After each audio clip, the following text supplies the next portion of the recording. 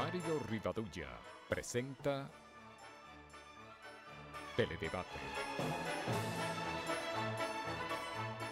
con Ramón Reyes, Alex Jiménez y Dilenia Cruz. Teledebate, objetivo y veraz, siempre fiel a la verdad. Bienvenidos amigas, amigos televidentes a esta nueva entrega de Teledebate. Hoy viernes, ya finalizando esta semana laboral y preparándonos para este fin de semana. Como siempre, Ramón Reyes, quien les habla, vamos a estar con ustedes por la próxima hora, compartiendo temas de interés nacional e internacional que esperamos sean de su agrado. La reflexión de hoy, Ramón dice así: la impuntualidad es una falta de respeto y no de tiempo. Tenemos que los pasos de la historia nos recuerdan que en el año 1566 murió el fraile y misionero español Bartolomé de las Casas, defensor de los indios durante la conquista y posterior colonización de las tierras descubiertas por Cristóbal Colón. En 1790 falleció el notable filósofo y economista Adam Smith, autor de la obra clásica La riqueza de las naciones. Está considerado una de las principales figuras en el campo de la economía. En el año 1848 dio inicio la Batalla de la Estrelleta, donde las fuerzas dominicanas comandadas por el general José Joaquín Puello derrotaron a las haitianas. En 1932 nació el famoso dibujante y caricaturista argentino Joaquín Salvador Lavado, más conocido como Quino, creador de la popular tira de Mafalda. En ¿Cuándo fue que murió? ¿Qué día? Hoy, un día como hoy. No, fue un día como hoy fue que nació. Ah, nació. No, y murió. Ya tú lo estás matando al hombre. Sí, porque yo iba a decir, bueno, si murió Quino yo no me he enterado. En el año 1959 falleció Ramón Marrero Aristi, periodista, novelista, historiador y político. Fue dirigente obrero y diputado en varias ocasiones. Siendo secretario de Trabajo, fue acusado por Trujillo de un artículo aparecido en el influyente diario norteamericano The New York Times, donde destacaba la corrupción de su régimen. 5 días más tarde, su cuerpo apareció carbonizado dentro de su automóvil en un precipicio de la carretera Santo Domingo-Constanza. El hecho jamás fue investigado. En 1979, la francesa Simone Veil se convierte en la primera mujer que ocupa la presidencia del Parlamento Europeo, otro importante logro en el camino de la igualdad femenina. Bien, en primera fila, señores, las reinas del Caribe apabullaron a Canadá y le devolvieron el ánimo a la fanaticada después de varias jornadas desalentadoras en los Panamericanos. Estamos hablando del quinto o sexto equipo del mundo. Esto gracias al entusiasmo, la perseverancia y los aportes de Cristóbal Marte. La verdad es que Cristóbal merece una medalla especial, ¿no te parece, Ramón? Sí, señor. Sí. Y la imprudente declaración del secretario general de la OEA, Luis Almagro, han caído como una bomba. Dicen que hay quien mucho habla, mucho hierra, y tal parece estar ocurriendo con este controversial personaje, al emitir opiniones a la ligera sobre las relaciones dominico-haitianas. Y sobre todo ahí salió la versión que dice Ramón, que fue editada, de que esta es una isla y Haití y República Dominicana un solo país. La respuesta no se ha hecho esperar y andaba hasta con el cubo del agua. Y el canciller Andrés Navarro, que sigue sin pararle bola a nadie, responde a la propuesta del secretario general de la OEA, planteando una reunión entre las autoridades dominicanas y haitianas, que ahora mismo no hay condiciones para el diálogo. Navarro reitera que primero el gobierno vecino tiene que disculparse por sus acusaciones falaces y expresiones ofensivas contra el país. Estoy de acuerdo en lo que dice el canciller, de que no hay condiciones y que Martelly debe excusarse ante nosotros por la mentira que habló. Ahora, mira que él en las declaraciones que dio esta mañana en el Palacio Nacional no se refiere a Almagro como que está diciendo que hay en una isla. Él dice, hay una isla y 2 países, pero no dice que hay que unificarla. No. El canciller no se refiere a eso. No, ¿Por qué? Porque fue editada. Pero esa fue una interpretación que le dan. Yo tampoco lo entendía así. Yo lo que entiendo es lo siguiente. Bueno, que normalmente una isla corresponde a un país y que esta isla tiene la característica que tiene 2 países. Pero tiene su idiosincrasia, su lengua, su población. Bien diferenciada. Así mismo lo dice, bien diferenciada. Bueno, Pero le quitaron parte, la editaron y la difundieron, porque No. aquí hay gente que está ganando con el nacionalismo aquí y en Haití. Tú leías hace un momento un comunicado llamando... Para el 21 tienen... Esto es el martes que viene. Están convocando una marcha va contra el anti-haitianismo que llaman de la República Dominicana. Que no es verdad. Que no es verdad tampoco, Bueno, pero bueno. Pero ellos le están sacando millaje. Acuérdate que allá están en proceso electoral. Salió el primer ministro de Estados Unidos a buscar el cuarto, porque Entonces, si no se lo dan, van a posponerla otra vez las elecciones. Lo que pasa también es que Almagro ha sido imprudente, porque desde el principio él asumió ya una posición, ¿no?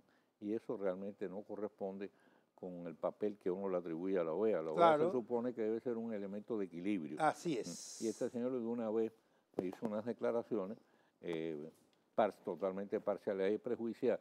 De ahí en adelante todo lo que le diga, va a tener rechazo, eso no cabe la menor duda. Leí oí esta tarde, pues yo la tengo aquí en el celular, pero oí esta tarde cuando pusieron en una emisora las dos versiones. Y oye, no se puede ser tan malo, para no usar otra expresión, que tú para sacarle provecho político a una cosa, tergiverse la verdad. Así mismo es. Bueno, por otra parte, pero sí es insólita y absurda, en cambio, Ramón, la propuesta del secretario general de la OEA de que se paralice el retorno voluntario de indocumentados haitianos a su país.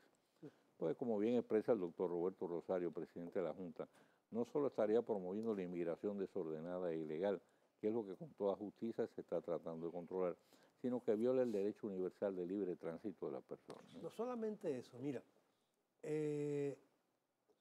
la República Dominicana tiene, por derecho de soberanía, así se reconoce en todos los tratados internacionales, tiene el derecho de regular su migración. Claro. Y nadie, ni el secretario de la OEA, ni el secretario de la ONU, ni el CARICOM, deben decirnos a nosotros cómo regular nuestra. El representante nuestro en la OEA, el doctor Pedro Bellé, dijo el otro día una frase cierta. Dijo, ningún país ha tenido que negociar su política migratoria con otro país. Eso es absurdo. Así es. Pero mira, hay un señalamiento muy interesante que hizo Adriano Miguel Tejada, el director del diario Libre, en la edición de este día.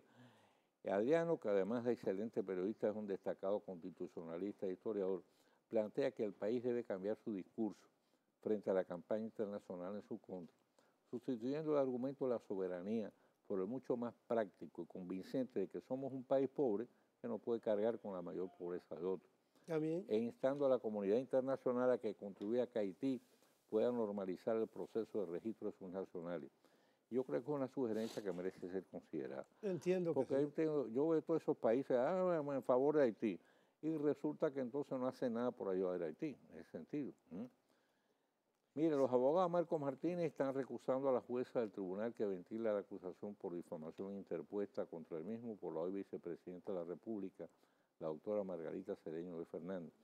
El caso cursa en la justicia del 2002, sin que Martínez haya podido aportar una sola prueba de las acusaciones que hizo a la entonces primera dama de poseer cuentas millonarias en un banco de Dinamarca, lo que fue desmentido por el propio banco y la superintendencia bancaria de ese país.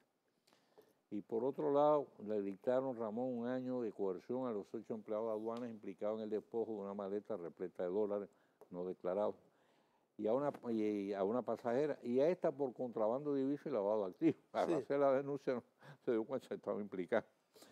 De que no se ha vuelto a saber es el caso de varios jóvenes de Santiago con alegados fuertes en llaves oficiales que hace tiempo fueron implicados en un escándalo también vinculado a aduanas por más de 100 millones de dólares y que incluía contrabando de armas de guerra inclusive. Así es. Otra evidencia de que la ley es igual para todos, pero hay unos que son más iguales que otros. Así es. Mira, esos muchachos, como se le llama en Santiago, son hijos de dirigentes del Partido de la Liberación Dominicana. Y ahora se le está reclamando al director de aduana, que es dirigente del Partido de la Liberación Dominicana y que está aspirando, parece que lo ha dejado, a ir al Congreso Nacional. Que por qué él ahora ha sido tan drástico y todo el que comete un delito, bueno, debe abstenerse y esperar que sea la justicia la que le sancione. Sin embargo, él ahora es drástico y dice, vamos a perseguirlo hasta las últimas consecuencias. Pero no dijo eso con los 7 muchachos de Santiago, que él dijo que, bueno, que ya no le interesaba a la aduana seguir el caso porque le iba a implicar mucho más gastos que beneficios. Por Dios, y la justicia. Ese es el problema, claro. Entonces, ahora sí vamos a hacer justicia. Son unos pobres diablos toditos estos muchachos. Si vamos a eso, cada vez que haya entonces un caso de esa naturaleza, van a tener que analizar primero el costo-beneficio. Y entonces, si el costo es mayor que el beneficio, mire, váyase para su casa. El principal responsable, vive en Moca y se traslada todos los días a la aduana de Santiago en un motor. Si fuera un tipo que estuviera traficando con dólares, tuviera mejor condiciones de vida. Ahora, la pregunta del millón, ¿de quiénes son los dólares? ¿Y quién está detrás de eso? Porque además en Santiago se dice, y esta mañana en el tribunal se decía, bueno, ¿y dónde están los otros? Bueno, la señora la sometieron. La señora sí, pero no ha dicho de quiénes son los dólares. Bueno, para eso le toca a la cuerpo de investigación. Vamos a hacer la pausa. Cuando regresemos ya vamos a estar conversando con nuestro huésped hoy en Teledebate, que es una persona muy especial.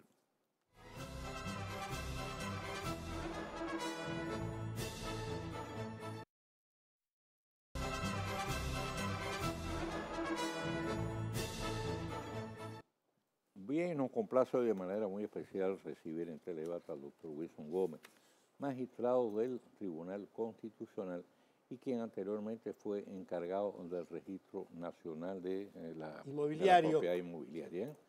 Así que usted que es abogado, toda gente de abogado. Quien te abogado, buenas tardes, magistrado. Hola, ¿cómo está? Primero dar las gracias al magistrado Wilson Gómez por el obsequio de los libros que nos trajo tanto a don Mario como a mí. Hay uno que es su última obra, Manual de Derecho Inmobiliario Registral. Es un estudio bastante completo y donde él se pasó muchos años trabajando ahí. Y como él es duartiano desde chiquitico, nos trajo una constitución de bolsillo y apuntes de Rosa Duarte, archivos y versos de Juan Pablo Duarte y a don Mario también. Magistrado, sea usted bienvenido. ¿Cómo está usted? Muchas gracias. Agradecemos mucho a Teledebate por darnos la oportunidad. Bien, vamos a hablar primero de los símbolos y después del registro inmobiliario, que ha tenido muchas críticas en estos días por el asunto de que no hay seguridad jurídica, etcétera, etcétera. El domingo pasado salió publicado en el Nacional de ahora un reportaje a 2 páginas diciendo que aquí no se respetan los símbolos patrios, comenzando por las autoridades que tienen diferentes escudos y no el escudo original que fue creado luego de la independencia y que entonces a nadie le importa eso. El Estado debiera ser el primero en poner el ejemplo. Sin embargo, no es así. ¿Cuál es su opinión? Usted como duartiano y como juez del Tribunal Constitucional. Bueno, sí, sin duda, los símbolos de la patria son valores de trascendencia y de hecho la Constitución de la República les reservó siempre desde su propio origen, desde 1844, por lo menos un precepto especializado tanto a la bandera nacional como al escudo nacional. Así es. Ahora, el himno fue incorporado y fue constitucionalizado a partir de 1966. Por tanto, el próximo año se cumplen 50 años de la constitucionalización del himno. La Constitución de 2010, por supuesto, también reservó espacio a los símbolos de la patria, no solo haciendo puntualizaciones que se reclamaban hace mucho tiempo, como por ejemplo el establecer por primera vez en el texto constitucional que el libro de los evangelios está abierto en el Evangelio según San Juan, capítulo 8, versículo 32, que dice, y conoceréis la verdad. Y la verdad os hará libre. Perfectamente. Entonces, asimismo, hace la precisión de que la cinta inferior que dice República Dominicana debe orientarse hacia arriba. Eso había sido oficializado en 1913 a partir de un decreto que emitió el presidente Noel, el 2376. No obstante, Casimiro de Moya ilustró ese decreto, incorporando un dibujo al texto relativo a la oficialización, ¿verdad?, del escudo nacional, en lo que se refiere a su versión oficial, en gráfica. Sin embargo, a lo largo de la historia, eso no se ha cumplido estrictamente y ciertamente, como usted ha dicho, la autoridad ha sido la primera desconocedora. Bueno, si yo le digo que los presidentes de la República de los últimos 60 años no se han terciado la banda presidencial cumpliendo con la disposición de los colores o con las versiones de los escudos respondiendo al parámetro oficial. O sea, inclusive Trujillo, pero todos los presidentes de ahí para acá, ninguno ha cumplido con eso. Hago excepción del profesor Bosch, que no se terció la banda, como ustedes saben. Sí, yo lo recuerdo. Y solo se puso una banda presidencial en México en ocasión de asistir a un evento protocolar donde era una exigencia rigurosa, sí, y se hizo la banda presidencial en México. Pero la verdad es que eso ha ocurrido. Pero es grave por el hecho de que usted va a encontrar en establecimientos de importancia y de trascendencia como el mausoleo que está en el Parque Independencia, en el Baluarte del Conde, que tiene la disposición de un escudo que no se corresponde con el escudo oficial. Va al Panteón de la Patria, al Panteón Nacional, y ocurre lo mismo. Recientemente, el Congreso, advertido de estas denuncias, precisamente procedió a resolver un problema que tenía en la parte frontal de la edificación del Congreso, y la presidenta del Senado de la República pues procedió a hacer la corrección y se hizo inclusive un acto. Eso fue un asunto de hace aproximadamente 2 semanas. Pero usted encuentra en el interior del Congreso muchísimas versiones que no se compadecen ni se corresponden con la versión oficial del escudo. Vamos a decir que había confusión, ¿verdad?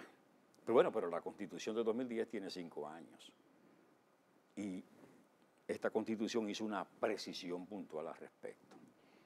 Pero eso pasa con la bandera nacional y la disposición de la bandera. También con frecuencia es utilizada, sobre todo en el exterior y en el ámbito de las embajadas y consulados, con una versión del escudo que no se corresponde con la versión oficial. El escudo establece, o mejor dicho, la ley y la propia Constitución, que debe contener 4 banderas y 2 lanzas que están libres. Aparecen 6, aparecen 5, aparecen 2. 3 y 3. Exactamente. Sí. Y no se cumple con detalles que uno dice, bueno, pero esos son detalles, bueno, pero esos detalles pesan porque se trata de un valor patrio por excelencia. Sí. Y por eso tiene eso su trascendencia y su importancia. El esfuerzo nuestro va dirigido a que precisamente la ciudadanía, los funcionarios, los departamentos de protocolos de la administración, tomen nota. El instituto ofrece gratuitamente conferencias. Tenemos algunos videos que son importantes. Están en pantalla. Y que perfectamente pueden, sobre la base.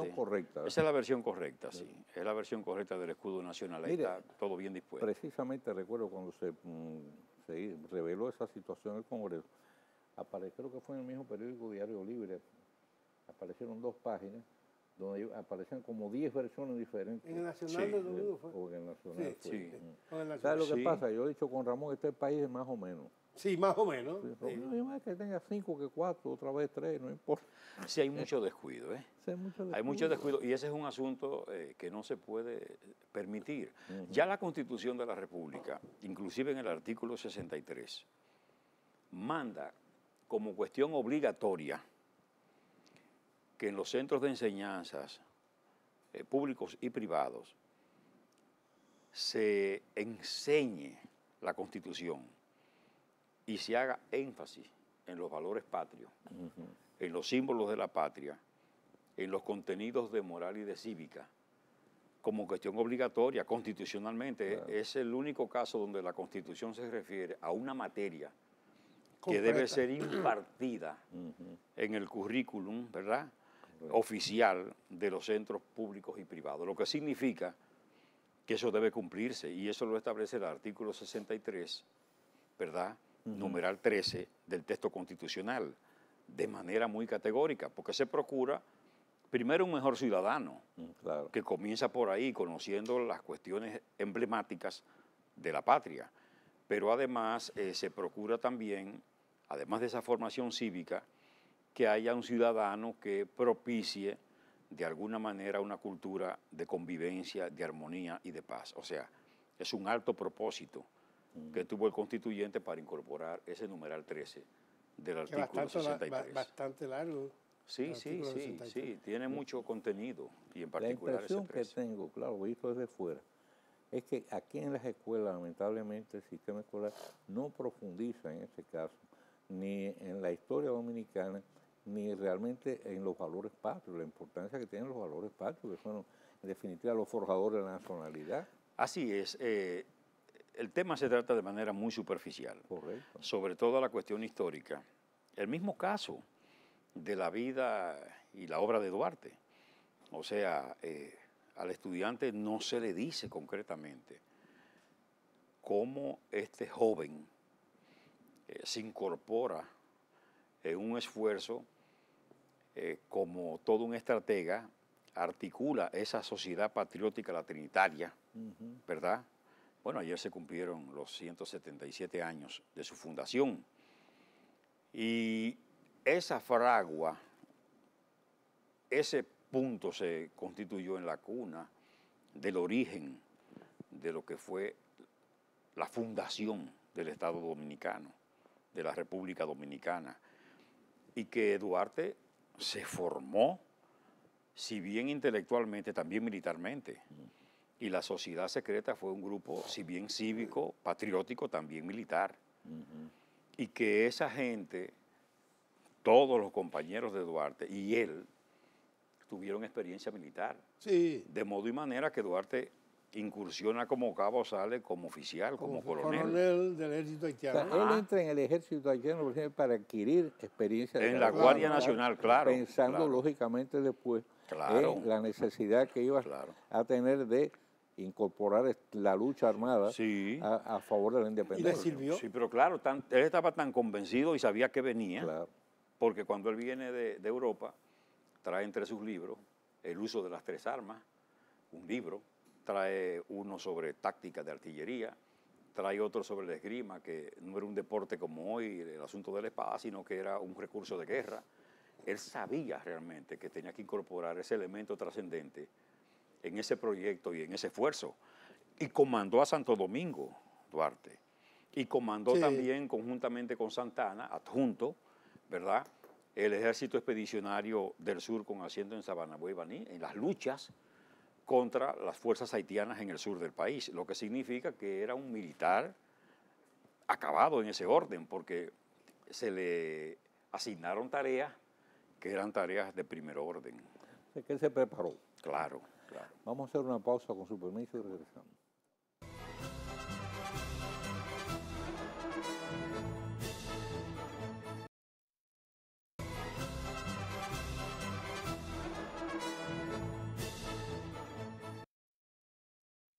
El magistrado.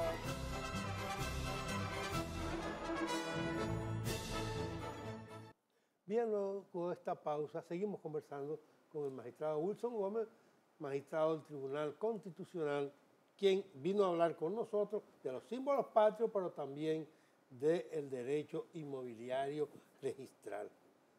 Antes de pasar al derecho inmobiliario registral, se me quedó en el tintero, en el segmento anterior, una pregunta. ¿Por qué no se sancionan esas violaciones cometidas principalmente por quien debe dar el ejemplo, que es el Estado, que son las instituciones oficiales?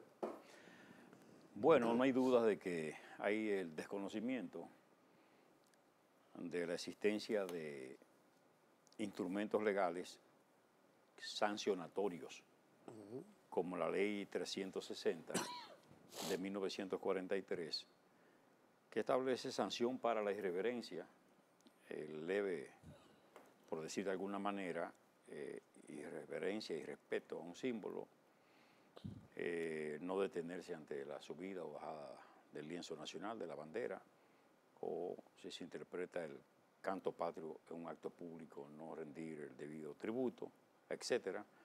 Bueno, hay una sanción de 6 días a un mes de prisión y multa.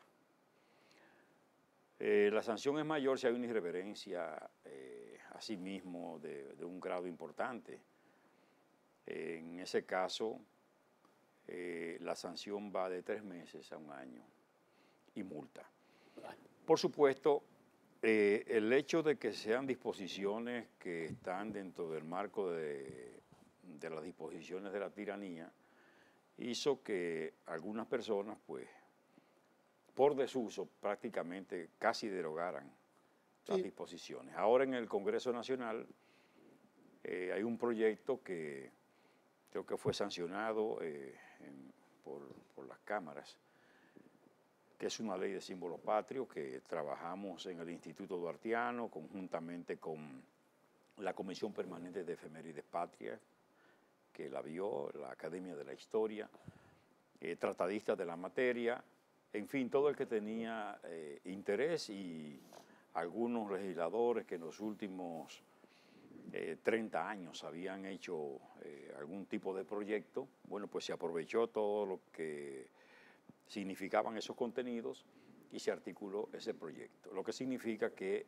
eso va a estar a la mano de todos y prevé sanción para el responsable de una institución pública o privada que falte y respete o de alguna manera viole esa disposición legal que procura que los símbolos patrios sean debidamente tributados y respetados por todos. Como aquí se violan muchas cosas, y usted trajo este libro, Manual de Derecho Inmobiliario, eso anda manga por hombro ahí, en ese edificio. Se lo digo yo, que voy con frecuencia a diferentes gestiones. Y la pregunta es, ¿qué ha pasado tanto en el Tribunal de Tierra como en registro de títulos? Ha involucionado, porque eso marchaba muy bien hace 4 o 5 años. ¿Qué ha pasado? Usted que estuvo ahí y que fue el creador, que institucionalizó a nivel nacional todo esto. Bueno, en verdad, yo creo que el proceso de modernización se paralizó, se frizó. Bueno, mire, es complejo el asunto. Fíjese que yo creo que se incrementó la seguridad jurídica, o sea, el hecho de que se digitalizaran el 100% de los certificados de títulos del país y que la ciudadanía pueda consultar desde cualquier punto ese título. El hecho de que los libros que estaban en la bóveda y que estaban descuidados y que lo usaba el público de manera directa y que estaban arriesgados constantemente, estén asegurados y que haya un protocolo que deba cumplirse inclusive para los que administran la jurisdicción. El hecho de que se haya incorporado tecnología, que haya cambios legislativos y la incorporación de reglamentos procedimentales, el hecho de que se haya capacitado al personal, yo creo que eso introdujo importantes cambios. Yo siempre... Con tu permiso, vamos a hablar de esos cambios después de esta pausa. Tenemos que hacer una pausa ¿Cómo no? necesariamente. ¿Cómo no? Perfecto.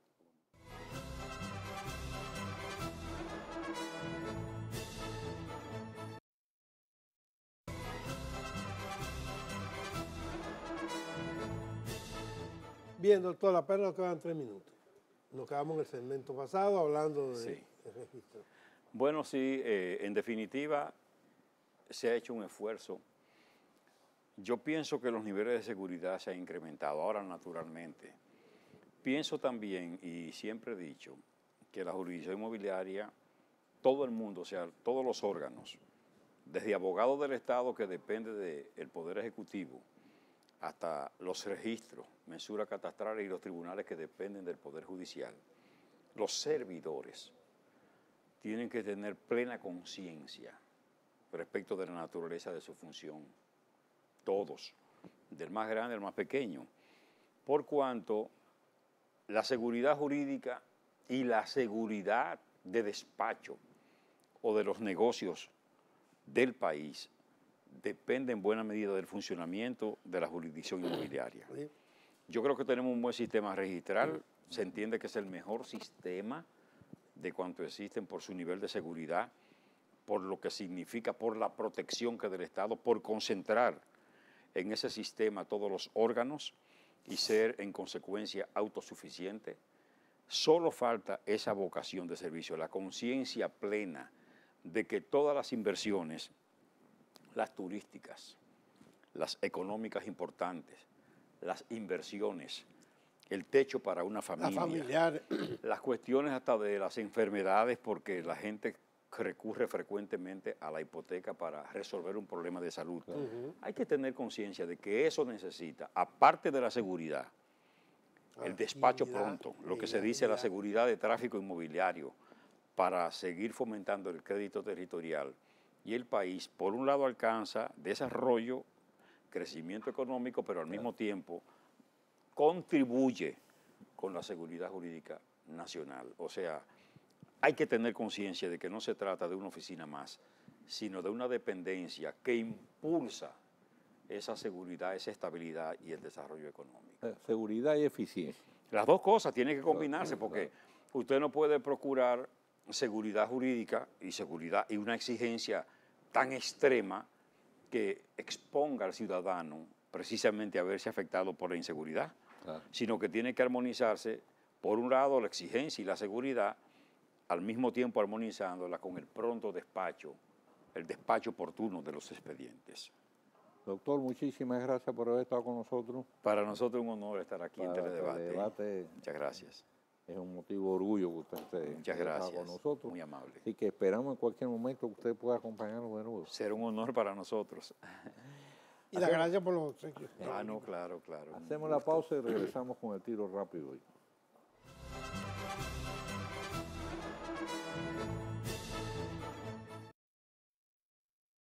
Teledebate, el tiro rápido de Mario Rivadulla.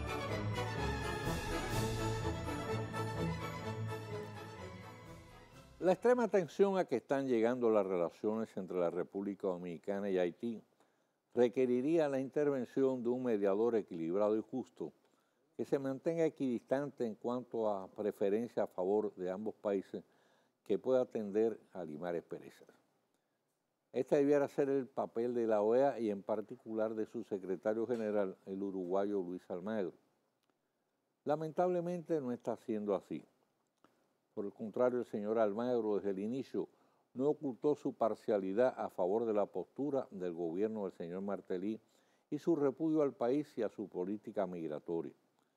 Con ese antecedente, quizás pecamos de extrema permisividad al invitar al organismo a que enviase una comisión verificadora a la República Dominicana, que de antemano podía apostarse a seguro que no iba a variar en lo absoluto la postura asumida por su secretario general.